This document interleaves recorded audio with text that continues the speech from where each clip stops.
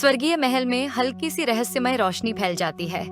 रानी क्लियोडारा, रानी हाशेमेटा और रानी नेफ्रतिया एक दूसरे की ओर देखती हैं। हर किसी की आंखों में अपने अपने समय की यादें और अनुभव झलक रहे हैं। अचानक महल की दीवारों पर प्राचीन मिस्री चित्र बनने लगते हैं, जैसे कोई अदृश्य शक्ति उन्हें कुछ दिखाना चाहती हो।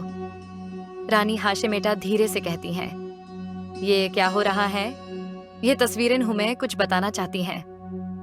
रानी क्लियोडारा की आंखें इन चित्रों पर टिक जाती हैं।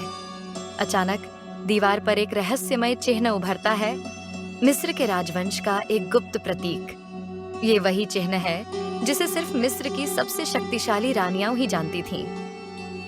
रानी क्लियोडारा कहती हैं, ये तो एक गुप्त संदेश है, एक ऐसा रहस्य जो सदियों से छुपा हुआ था।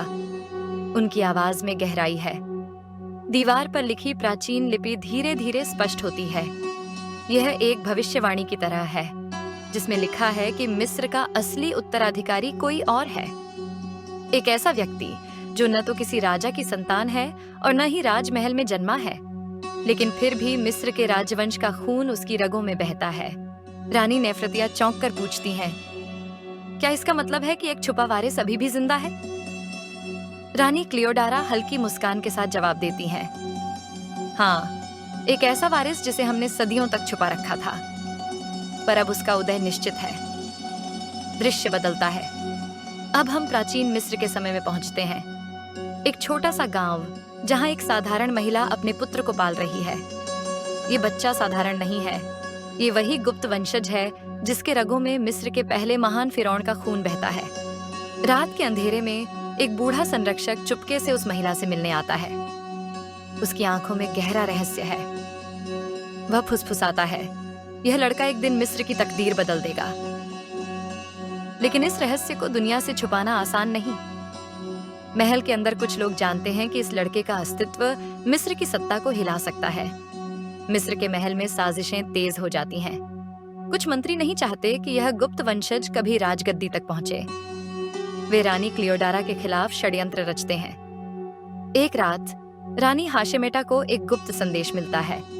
संदेश में लिखा है, एक मंत्री राजगद्दी पर कब्जा करना चाहता है। वह नए वंशज को मारने की योजना बना रहा है। रानी क्लियोडारा जानती हैं कि उन्हें जल्द ही इस लड़के की सुरक्षा करनी होगी।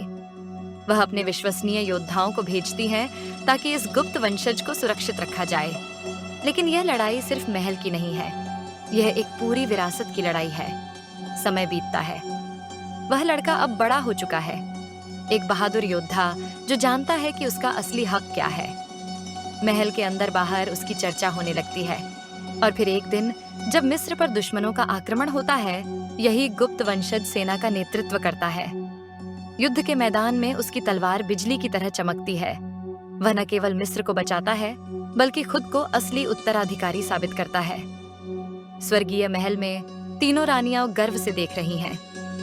रानी हाशेमेटा मुस्कुराकर कहती हैं, हमारी विरासत अब उसके हाथों में है। एक नया युग शुरू हो चुका है। मिस्र में एक नए वंश का उदय हो चुका है। एक ऐसा वंश जिसने धोखे और षड्यंत्र को हराकर अपनी शक्ति स्थापित की। लेकिन क्या यह अंत है, या फिर मिस्र के इतिहास में अभी भी कुछ और रहस्य छुपे हुए हैं? जारी रहेगा।